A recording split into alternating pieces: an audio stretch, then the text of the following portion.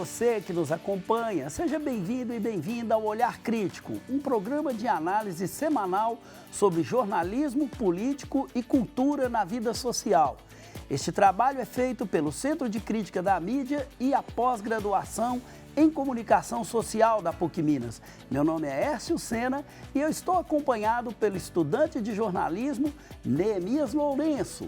Olá, Neemias. Olá, Hércio. É um prazer poder estar aqui e falar de um assunto tão importante. E o nosso convidado de hoje é o professor Robson Sávio Reis Souza. Ele é doutor em Ciências Sociais pela PUC Minas, tem pós-doutorado em Direitos Humanos pela Universidade de Salamanca, na Espanha, e é mestre em Administração Pública pela Escola de Governo da Fundação João Pinheiro. O professor Robson é pesquisador e coordenador do Núcleo de Estudos Sociopolíticos da PUC Minas, Unesp. É presidente também do Conselho Estadual de Defesa dos Direitos Humanos de Minas Gerais. Olá, Robson, seja bem-vindo. Olá, Hércio, uma alegria estar com você, com o Neemias e com todos que acompanham aqui o Olhar Crítico. Hoje falaremos com o professor Robson Sávio sobre democracia e direitos humanos. E para começar esse diálogo, Robson, a gente gostaria que você falasse para a gente o seguinte, um pouco sobre os direitos humanos hoje. São 76 anos aí desde a Declaração Universal dos Direitos Humanos. O que mudou nesse período e o que seria hoje fazer a atualização dessa Declaração dos Direitos Humanos na prática? Então, essa primeira coisa muito importante para a nossa conversa é a gente começar a explicar o que são direitos humanos. Porque, principalmente na nossa cultura, há uma dificuldade muito grande das pessoas entenderem esse termo. Eu gosto de simplificar a discussão para ajudar as pessoas a entenderem, né, e desmistificar todo esse olhar, muitas das vezes, preconceituoso que há em termos da terminologia de direitos humanos. Eu brinco, olha, direitos humanos são todos os direitos, significa os direitos civis, os direitos políticos, os direitos sociais, os direitos econômicos. Então, estou falando no direito que eu tenho de nascer, de ser livre, de ter uma política de saúde, de educação, de ter mobilidade, uma casa para morar e um emprego. São direitos que compõem a dignidade humana, mas tem uma outra vertente dos direitos humanos. Além de serem todos os direitos, eles são direitos de todas as pessoas. Então, independentemente se eu sou brasileiro ou estrangeiro, se eu sou pobre ou rico, se eu sou preto ou branco, se eu sou homem ou mulher ou gay, se eu sou religioso, cristão ou ateu, eu sou portador de direito. Então, direitos humanos são todos os direitos e direitos de todos, e inclusive direitos voltados àqueles grupos que têm alguma defasagem na sociedade que precisa de ser ajudado esse grupo. A partir desse conceito que ele foi se consolidando principalmente no Ocidente, depois da Segunda Guerra Mundial e dos horrores do nazismo, foi possível a criação de estados de bem-estar social que protegem e promovem os direitos da maioria, que são os trabalhadores. No Brasil, nós temos uma história muito complexa, que depois a gente pode tratar dessa história, mas, fundamentalmente, a noção de direitos humanos ela acaba sendo mais aplicada no nosso contexto a partir da Constituição de 1988, que transforma o Estado brasileiro num Estado garantidor de direitos, da chamada Constituição Cidadã, e ali você tem a garantia de todos os direitos para todas as pessoas. Terminando. Isso eu estou falando no mundo do ideal, porque no mundo do real há um longo caminho para a efetividade desses direitos. Os direitos humanos, dentro dessa visão, pode ser considerado realmente universal, com tanta diversidade de culturas, religiões? Assim, existe realmente considerá-lo verdadeiramente universal?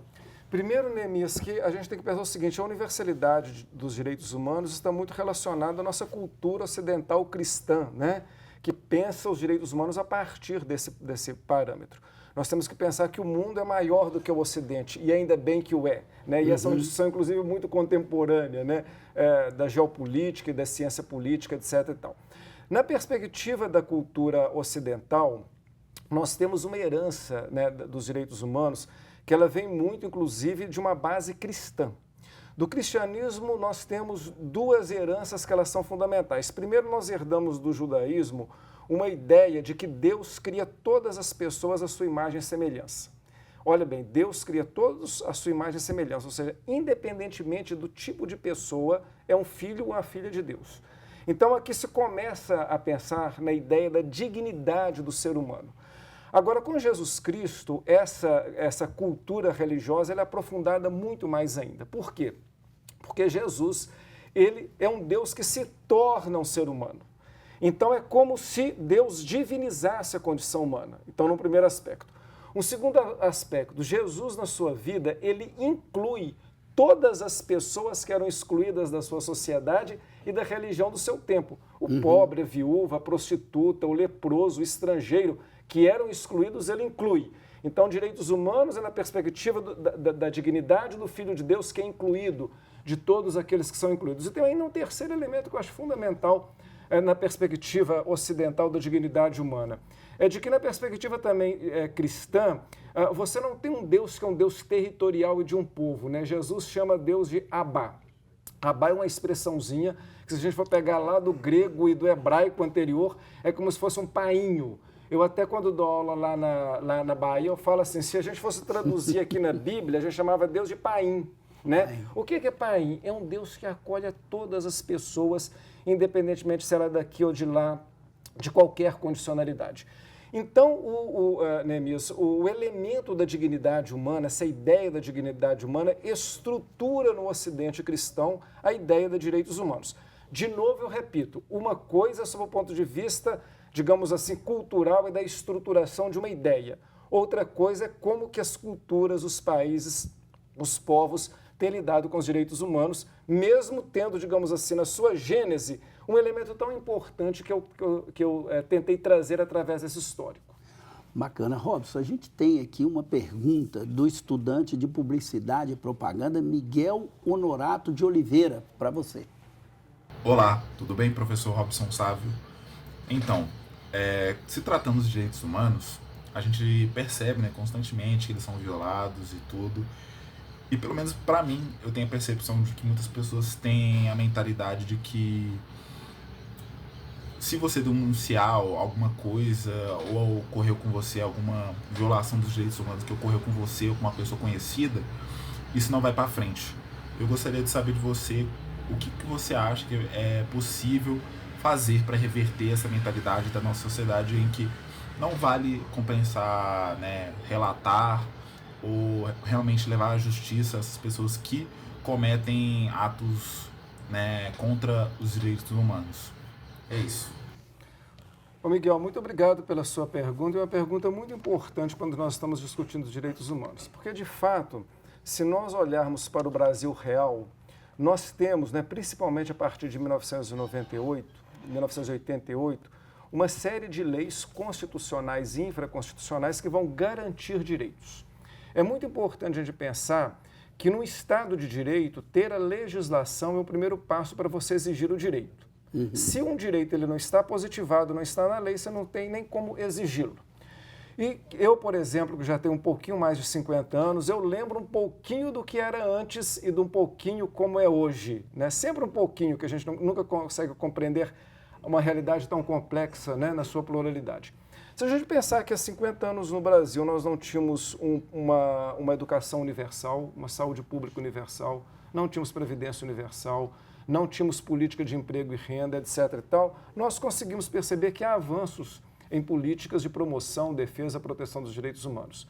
Nós avançamos em legislações, inclusive, que pune práticas de violência e arbitrariedade como direitos humanos. Por exemplo, a questão do racismo, que no Brasil o racismo é estrutural, ele continua de forma violenta, mas pelo menos hoje nós temos legislações, né, que tipificam o racismo, injúria por calúnia, difamação, e que a pessoa pode buscar a justiça, a reparação, inclusive pecuniária. Nós temos leis como Maria da Penha. No Brasil nós temos um problema de feminicídio dos mais violentos do mundo. O Brasil é o país onde mais se mata pessoas transexuais do mundo, não é nenhum Estado islâmico, não. Inclusive no estado de Minas Gerais, o feminicídio é altíssimo. Altíssimo. Inclusive, Ércio, no último ano aumentaram os números. Pode ser porque hoje as pessoas têm mais canais para procurar a denúncia, mas pode ser também que aumenta, né? Então, o que acontece? É preciso que as pessoas, em primeiro lugar, elas tenham informação dos direitos e procurem os órgãos de proteção, defesa e promoção. E há muitos, né? Claro que a gente pode até falar sobre eles. Agora, mais do que isso, é fundamental que as pessoas percebam, né, que deixar para lá, né, deixar o caso de violação de direitos humanos invisibilizado, ter medo, corrobora por uma estrutura de sociedade que trata com desdém as políticas de promoção dos direitos humanos. Então, se uma pessoa foi vítima de racismo, existem órgãos próprios para cuidar dessa questão. Violência de gênero, violência contra a mulher, violência contra a criança, violações de um modo geral. Eu, por exemplo, presido aqui em Minas o Conselho Estadual de Defesa dos Direitos Humanos. Nós recebemos denúncias das mais variadas e temos uma rede de monitoramento, encaminhamento e, inclusive, o Ministério Público sempre acionado para que ele possa oferecer a denúncia e apurar. Agora, eu diria o seguinte, nós avançamos muito, mas ainda falta muito para a gente avançar. Vou dar um exemplo concreto para terminar. Nós temos um sistema de justiça no Brasil altamente seletivo. Né? No Brasil, nós sabemos que a nossa justiça é seletiva, que aqueles que são, na verdade, processados e condenados, eles representam um determinado viés étnico-racial, de renda, né? Enquanto nós não tivermos, por exemplo, uma justiça mais isonômica, você sempre vai ter uma disparidade no trato de violações dos direitos humanos. Robson, você comentou sobre a Constituição de 88. E eu queria entender como que os movimentos sociais foram importantes para o avanço dentro da Constituição. Esse é um ponto fundamental que mostra, Neemias, como que a sociedade civil organizada ela é a principal defensora das ações e das políticas dos direitos humanos.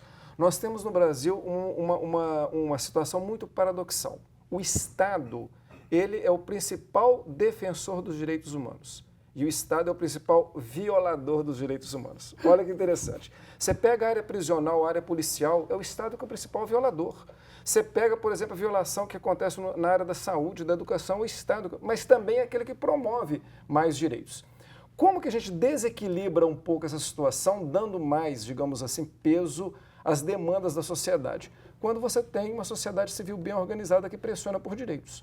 Então, no Brasil, por que nós conseguimos avanço, por exemplo, nos direitos de proteção às mulheres? Por causa do movimento feminista e de tantas pessoas que acham importante essa pauta. Do movimento LGBT, idem. Do movimento negro, idem. Das crianças e dos adolescentes. Mais recentemente, direitos dos povos originários e quilombolas. Por quê? Porque você tem entidades voltadas e temáticas para esses temas que pressionam por políticas públicas, colocam o tema na agenda, exigem que novas leis elas sejam implementadas e sejam cumpridas. Então, veja bem, numa sociedade altamente desigual como a nossa, na qual o dinheiro, o poder, às vezes a força das armas querem falar mais do que os direitos, é preciso que a sociedade seja bem organizada para reivindicar espaços de participação no Estado, né, nos vários órgãos do Estado com políticas, mas também nas relações interpessoais. Porque direitos humanos não é somente política pública. Direitos humanos têm a ver com o cotidiano das nossas relações. Quando eu sou uma pessoa autoritária, por exemplo, e racista, eu sou um violador de direitos humanos, né, que depende de uma ação concreta nesse caso. Então, nós temos que pensar direitos humanos, inclusive. Eu, por exemplo, preciso pensar direitos humanos na minha condição de pai, dentro da minha casa, na minha condição de professor, na sala de aula. Porque o que adianta falar bonito sobre direitos humanos e ser um professor carrasco, violento, autoritário, que produz violência simbólica? É totalmente uma desconexão. Sim. Então, direitos humanos tem digamos assim, uma perspectiva ética, que é uma teoria, mas é também uma praxis, é um modo da gente entender e viver a sociedade. Robson, eu queria que você fizesse também uma avaliação política num gancho com essa discussão que o Neemias está te provocando aí. A gente está num tempo em que a racionalidade neoliberal, ela praticamente tomou conta de todos os poros da sociedade, né? Essas práticas que reforçam o individualismo, reforçam essa cultura, né? Contrária a uma perspectiva mais coletivista de pensar e fazer a vida, tem sido muito comum no nosso tempo.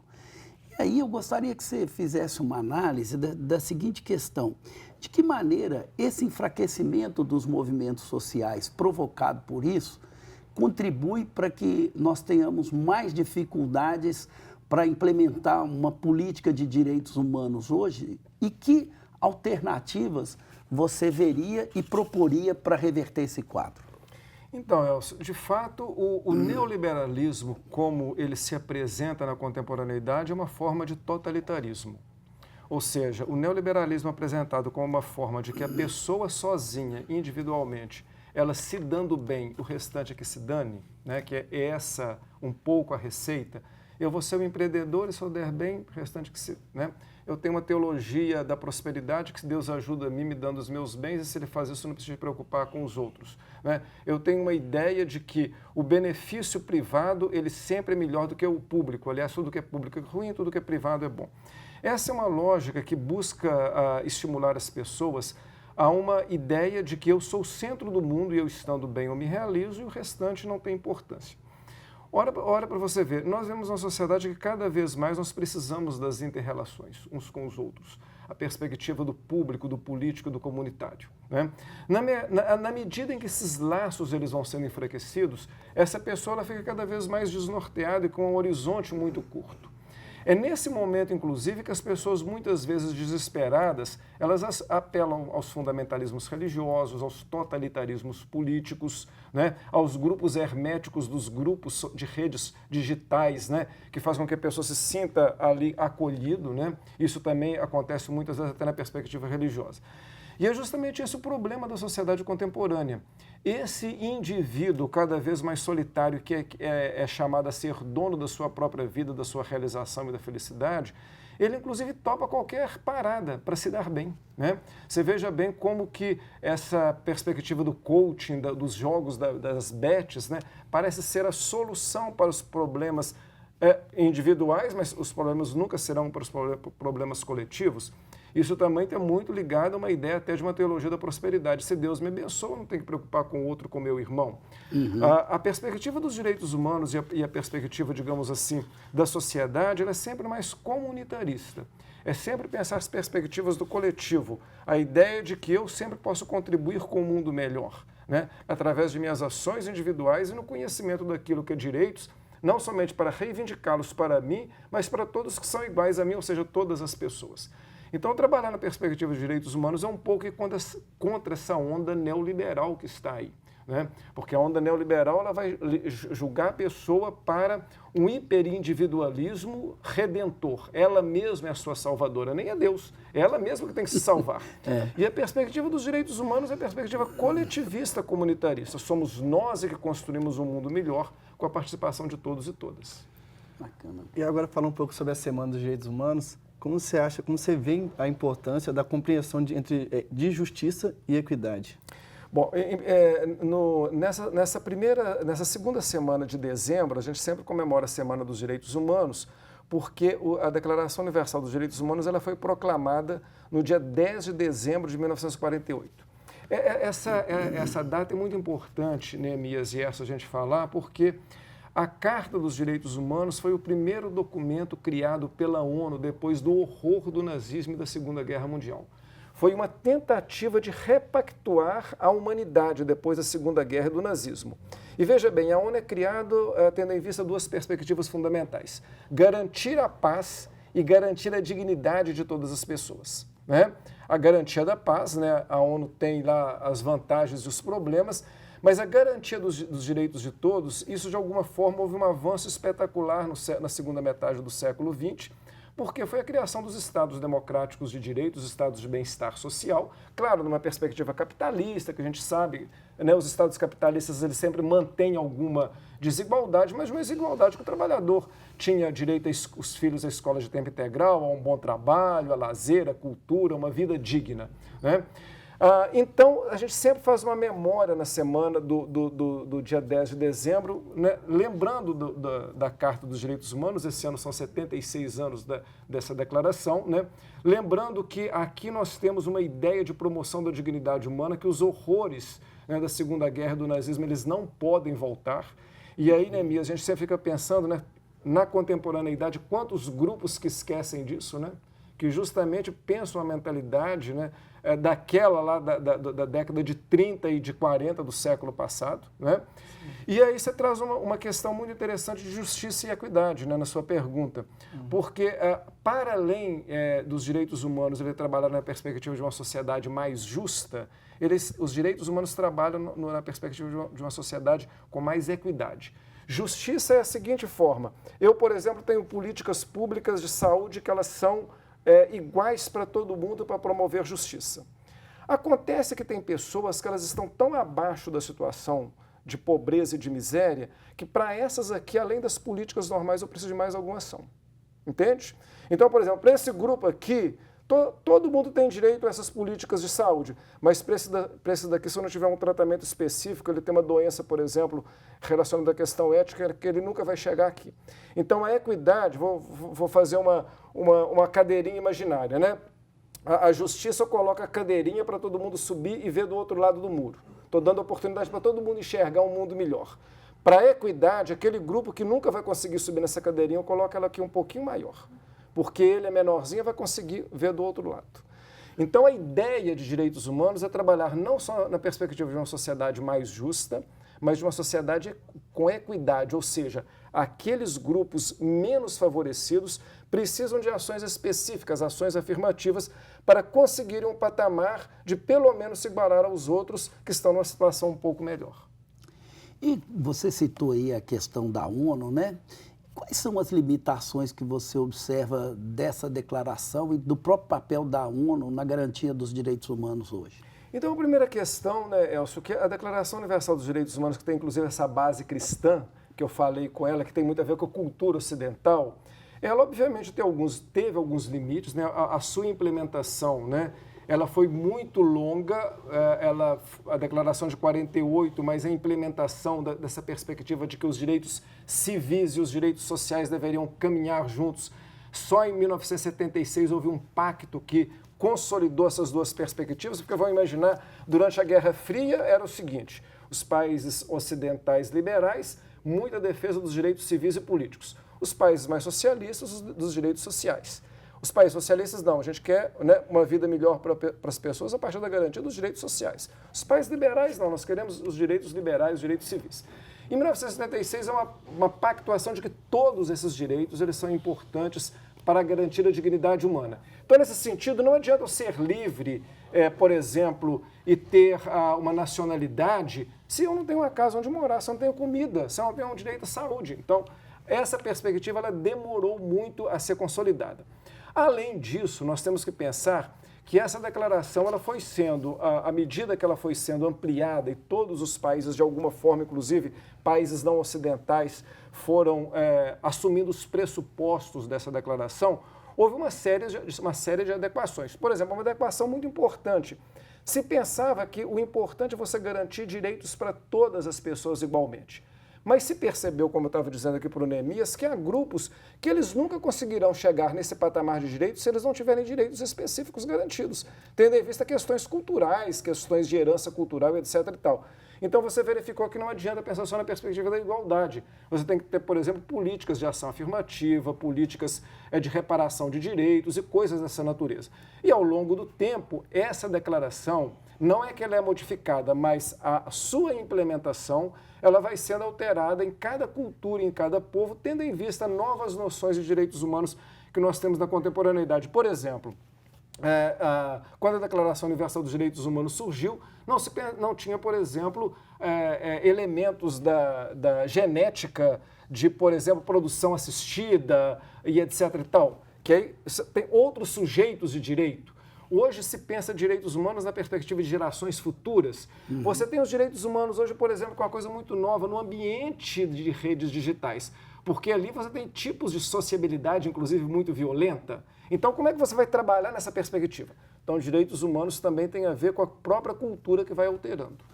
Robson, eu observo que há algumas linhas de ação contra a violência e até a criminalidade, de alguns pesquisadores, inclusive, eu tenho ouvido eles falarem, em que eles propõem uma ação de segurança pública, muitas vezes desvinculado da questão social. Você acha que isso é possível? Como você vê isso?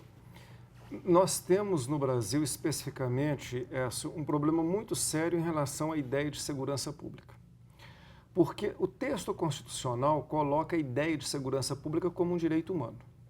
O que adianta eu ter direito a estudar e a ter uma alimentação se eu sair da minha casa e ser morto?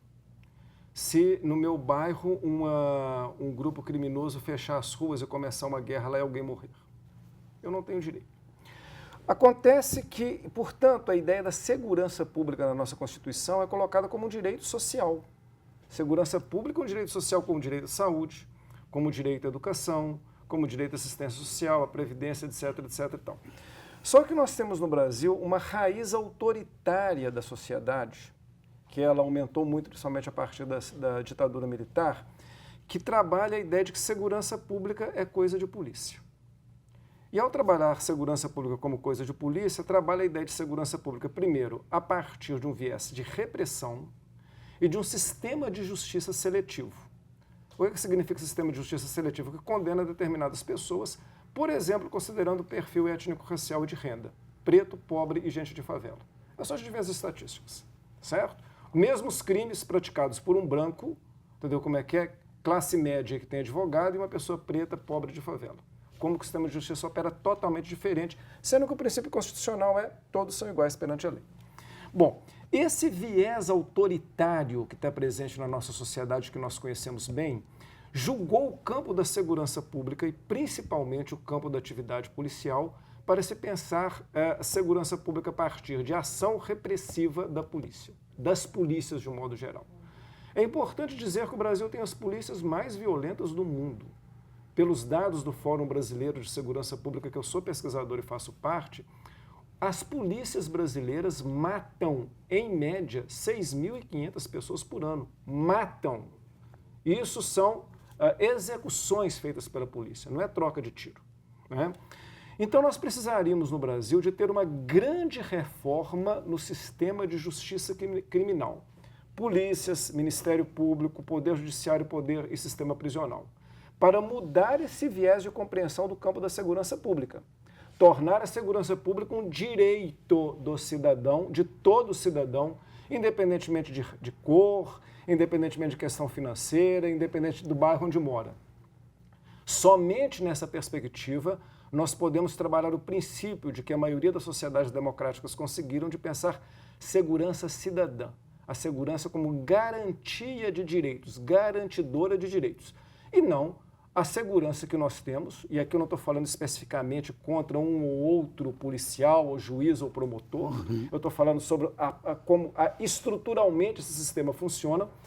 Esse modelo é um modelo que reproduz ainda aquela velha estrutura do Império e da República, que é uma espécie de que o policial funciona como aquele que vigia determinados grupos, inclusive para eliminá-los, né?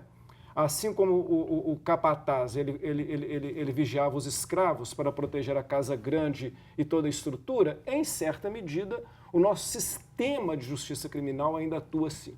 E aí a reforma de polícia, reforma de Ministério Público, porque sabe o que acontece? Eu estava vendo os dados, por exemplo, esses dias de São Paulo.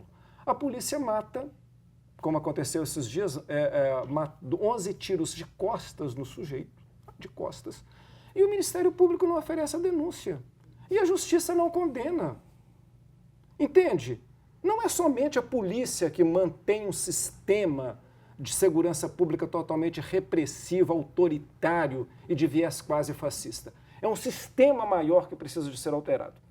A minha tese de doutorado é nessa área e o meu trabalho termina. Ou nós reformamos todo o sistema de justiça criminal, ou não adianta fazer pequenos remendos novos num pano velho. Tem muito pesquisador de segurança que fala assim, se nós colocarmos a nossa polícia trabalhando com a comunidade, uma reforma não resolve a estrutura. Então é isso que nós precisamos de pensar. Rob, você acredita que com a taxação dos super ricos pode contribuir para uma redução de desigualdade, seja social e econômica? Bom, nós temos no Brasil uma questão tributária que ela clama aos céus por justiça, né? Vou utilizar aqui que nós estamos num programa também de uma casa religiosa, clama porque, sob o ponto de vista, digamos assim, da racionalidade, como você pode ter um país imensamente desigual, que os tributos proporcionalmente eles incidem mais sobre os pobres do que os ricos? O valor do imposto que eu pago no feijão, no arroz e na farinha é o mesmo que o dono do jatinho paga, mas ele não paga imposto do jatinho. E o cara que tem que comprar uma bicicleta tem que pagar o imposto da bicicleta. Então, quer dizer, é preciso no Brasil a gente ter uma forma de contribuição das pessoas que ganham muito dinheiro, né, para, inclusive, nós enfrentarmos problemas como a desigualdade social. Agora, as reformas que nós temos, que tem aparecido por aí, inclusive essa última, ela ainda mexe na pontinha do iceberg. E muito provavelmente ela não passará no Congresso Nacional, que é aliado desses grupos que não somente ganham muito e não pagam, mas, por exemplo, grupos que têm imensas isenções fiscais. No Brasil, nós nunca discutimos uma dívida pública que ela é paga durante séculos e que ela nunca foi auditada. E quando o mercado fica bravo, sabe o que é o mercado? É meia dúzia de ricos que recebem a remuneração da dívida pública que nunca pode ser mudada. Você tem que cortar dinheiro da área social, mas a dívida pública nunca. Ou seja, há uma estrutura, digamos assim, do nosso Estado, do nosso governo, que mesmo que você tenha um governo que ele queira aumentar as políticas de promoção da cidadania, dos direitos humanos, ele sempre vai estar garroteado, porque a maioria do dinheiro, dos impostos, já está direcionado para outras rubricas, como, por exemplo, o pagamento de dívidas de juros. E isso, inclusive, precariza muito as políticas de direitos humanos e as políticas sociais. Bom, agora a gente vai entrar com uma outra pergunta do estudante de jornalismo, Lucas Vinícius. Olá, eu sou o Lucas, estudante do terceiro período de jornalismo, e eu gostaria de saber como que a ascensão de regimes autoritários e populistas ao redor do mundo tem impactado no fortalecimento de mecanismos orientados à proteção dos direitos humanos, bem como o viés que esses mecanismos têm de punir os estados por ações que marginalizam os direitos básicos do ser humano. Obrigado. Nossa, Lucas, agora ele trouxe um tema complicado, né, professor Écio e Neemias, porque nós estamos vendo no mundo, de uma maneira geral, e principalmente nos últimos 20, 30 anos, um recrudescimento do que a gente chama de extrema-direita global. Ou seja, uma série de países que pessoas, inclusive através do sistema democrático, que são eleições, né, que defendem políticas que são totalmente contrárias à perspectiva da dignidade humana, que têm sido eleitas, né? A gente tem visto isso nos Estados Unidos, na Hungria, nós vemos recentemente na Argentina, o Brasil passou por isso recentemente durante o governo Bolsonaro e outras questões. E essa volta da extrema-direita, ela trabalha muito nessa perspectiva de tudo que tem a ver com a ideia da igualdade, portanto, a igualdade de direitos, né? Atacada. Inclusive políticas sociais, políticas de promoção de direitos, políticas identitárias, né? A própria noção de direitos humanos ela é considerada como algo que é atacado como se fosse algo ruim para a própria sociedade. São grupos que eles não aceitam uma sociedade igualitária, uma sociedade livre nessa perspectiva também da igualdade de pensamento, de possibilidade de expressão, de múltiplas culturas, de múltiplas diversidades, né? E realmente esses grupos, eles muitas das vezes eles acabam chegando ao poder, porque nós vemos uma sociedade também que as pessoas têm muito medo, muita insegurança, com o fenômeno das redes digitais, né? O medo, a insegurança, o ódio, a violência, o rancor. Muitas das vezes ele é um poderoso instrumento de mobilização, de fidelização e, para muita gente, de monetização também, né? Como se não bastasse. Né? E isso nós temos visto nos últimos anos, deixando muito instáveis as democracias, principalmente do Ocidente. Né? Nós temos alguns países, por exemplo, teocráticos da cultura islâmica, mas há grupos hoje no Ocidente cristão que trabalham a ideia de uma teocracia de viés ultranacionalista, de extrema-direita, né? A ideia de um Deus autoritário que deve consertar o mundo e a própria sociedade. Então, veja bem, depois de um período que nós tivemos, né, a Declaração Universal dos Direitos Humanos, a implementação em muitos estados de um estado de bem-estar social de promoção da dignidade humana, né, o Brasil somente a partir de 1988, uma ampliação dos direitos, sociedades mais diversas e plurais, os movimentos identitários, né, que são invisibilizados, são muitas vezes perseguidos, podendo aparecer à cena, nós estamos assistindo à possibilidade de retrocessos. E os retrocessos de grupos autoritários, fascistas, etc. e tal, eles atuam fundamentalmente em acabar com tudo que tem a ver com essa noção e com as políticas de direitos humanos. Porque justamente elas trabalham com a ideia da diversidade, que nenhum autoritário gosta, né? Os autoritários eles gostam de massas altamente herméticas e fechadas que são fidelizadas a um líder que é como um semideus e que tem que obedecer o que ele quer e não o que as pessoas acham que é bom, né?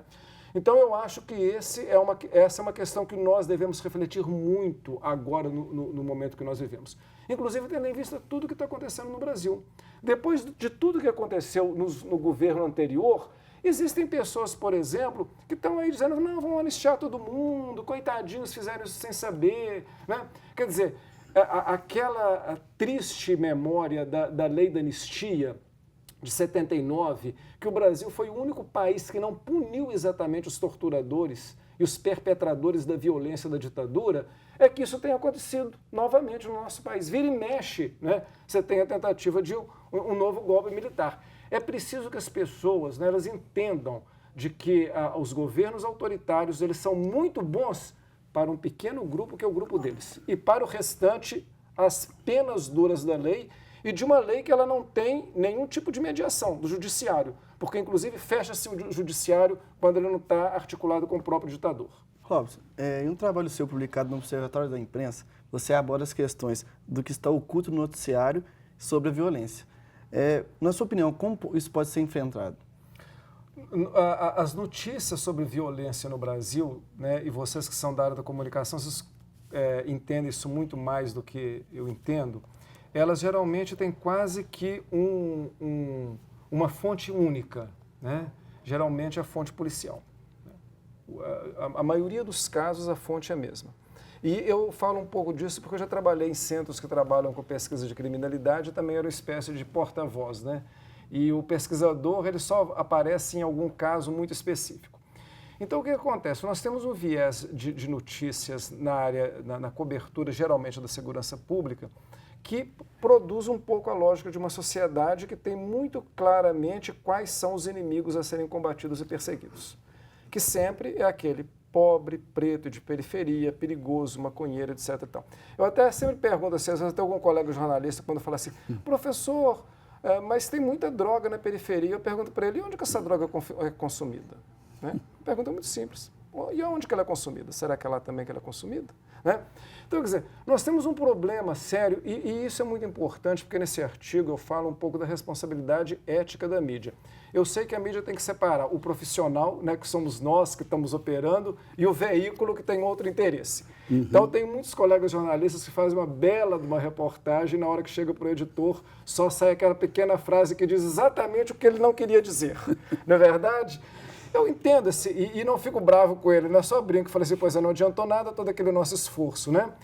Então, quer dizer, de fato nós temos essa mídia que eu chamo de empresarial que nós temos, ela repercute, digamos assim, a cosmovisão de um determinado tipo de sociedade, que é uma sociedade que, inclusive, tem muita clareza em quem são os elementos perigosos. São os mesmos elementos perigosos para aqueles que são autoritários da ditadura, são os mesmos elementos perigosos para aqueles que têm um viés de autoritarismo religioso, ou seja, aquelas pessoas que não fazem parte dos seus grupinhos e que devem ter na força do Estado a perseguição. E para isso, uma das estratégias mais interessantes é colar nessas pessoas uma série de preconceitos. Por exemplo, são perigosos, são violentos, são usuários de droga, eventualmente são ateus, eventualmente é porque são de uma tradição de matriz africana. Quer dizer, você vai colocando uma série de rótulos criminalizatórios que justificam um viés autoritário e discricionário do Estado na perseguição dessas pessoas. Bom, então você falou aí para a gente do papel da polícia, mas também mostrou como que a justiça corrobora com essa situação, a mídia, a imprensa comercial e a educação.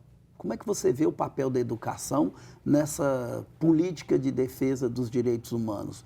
O que falta ou o que ela contribui? Como é que você analisa esse processo?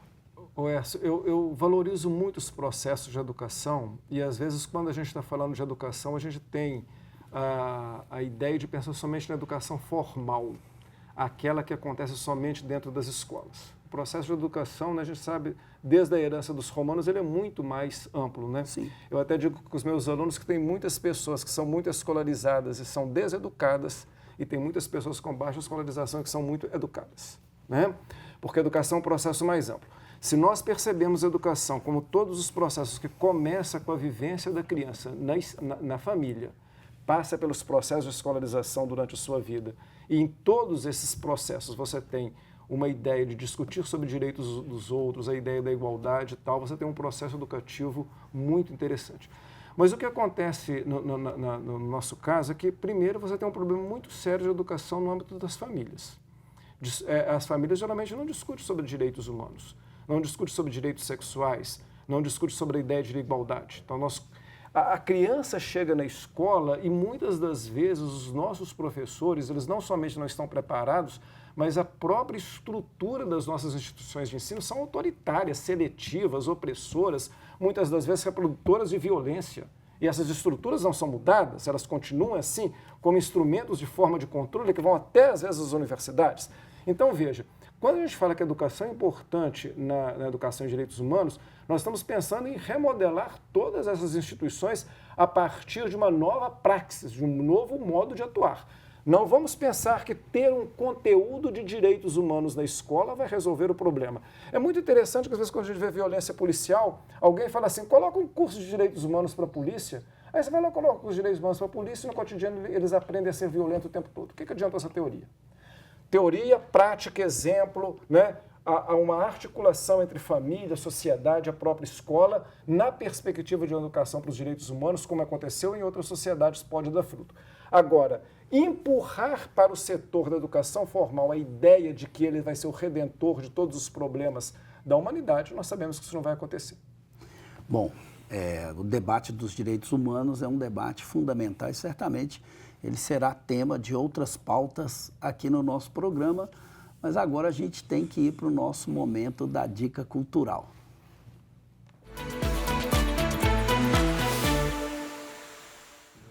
E na semana passada eu falei aqui, eu sugeri aqui um livro do Gessé Souza, né? E nessa semana eu vou sugerir, como dica cultural, o filme Coringa, Delírio A2, direção do Todd Phillips. E esse filme é um filme que continua a saga do Coringa 1, que inclusive é objeto da análise do Gessé no livro dele, né? Falando ali do papel do Coringa como o cara excluído que vai lutar para rever a sua situação. E aí continua a história do Coringa, mas nesse segundo momento ele vai conhecer Harley Lee Quinzel, que é a personagem interpretada pela Lady Gaga, e uma relação mútua entre ambos, que envolve paixão e obsessão, faz com que eles desenvolvam um relacionamento romântico e doentio, mas marcado também por um apelo musical aí muito interessante. Então, eu deixo aí essa indicação e queria saber de você, Neemias, o que você trouxe para nós? A minha dica cultural é o livro Como as Democracias Morrem, do Steve Levitsky e Daniel Ziblatt. E eu acho que é um livro muito atual. Ele conta como as democracias podem ser atacadas de dentro para fora. Aí ele traz conflitos como o caso da Venezuela, nos Estados Unidos. Ele cita a parte do livro que eu mais gosto sobre o Trump, como ele conseguiu ser eleito. Isso na primeira eleição, nem foi deste ano. Então, assim, eu acho que é um livro muito atual que vale a pena a leitura. Obrigado. E você, Robson, o que você trouxe para nós? Olha, eu estou sugerindo esse relatório da Comissão da Verdade em Minas Gerais, o relatório final, que está disponível para ser baixado, as pessoas podem acioná-lo com facilidade. E aqui nós vamos contar um pouco da história da ditadura militar em Minas Gerais. Muita coisa que nós mineiros não conhecemos. Nós fizemos um trabalho de pesquisa que eu tive a oportunidade de coordenar. São mais ou menos 1.800 páginas, divididas em 13 capítulos, mas que, principalmente nesses tempos em que muitas pessoas acham que regimes autoritários e ditatoriais é que podem resolver as nossas situações, a melhor maneira da gente, talvez, sob o ponto de vista argumentativo, mostrar que não é bem assim, é conhecendo documentos como esse. Então, fica aqui a dica, é fácil de acessar esse relatório, ele está disponível, como eu disse, em vários sites, e eu espero que as pessoas, conhecendo um pouco do passado, né, não tenham saudades de uma coisa que, na verdade, só trouxe dor e sofrimento para as famílias e algo muito ruim para a memória histórica da nossa sociedade. E tem também parte da Comissão da Verdade Nacional? No mesmo site, inclusive, a gente consegue o relatório da Comissão Nacional da Verdade, que é outro também documento maravilhoso que mostra o cenário das violações de direitos humanos durante a ditadura em todo o Brasil. Nada como conhecer a história para a gente não repetir os erros nela, né? Exatamente, que essa é a ideia. Bom demais. Bom, então, quero agradecer aqui a sua presença, Neemias. Eu acho que você deu uma bela contribuição hoje. Muito obrigado. Eu que agradeço por estar participando junto com o professor, com o ESC também é professor. É sempre um aprendizado estar podendo aqui participar. Robson, um prazer enorme te receber aqui. Já queria que você tivesse vindo aqui antes, mas infelizmente por um problema de agenda não deu. Mas muito obrigado, sua contribuição e o seu trabalho é imprescindível para o sonho que a gente quer sonhar e também para o país que a gente merece e certamente vai construir. Muito obrigado. Muito obrigado, Écio, Neemias, a todos os que assistem esse programa, também nas redes sociais. E sobre temas de direitos humanos estarei sempre disponível. É só chamar que estaremos aqui. Muito obrigado mesmo. Bom, e assim terminamos o nosso programa. E lembramos a você que ele também está disponível no YouTube e nas plataformas Spotify e Deezer. Nos acompanhe por lá também. Um abraço e até a próxima semana.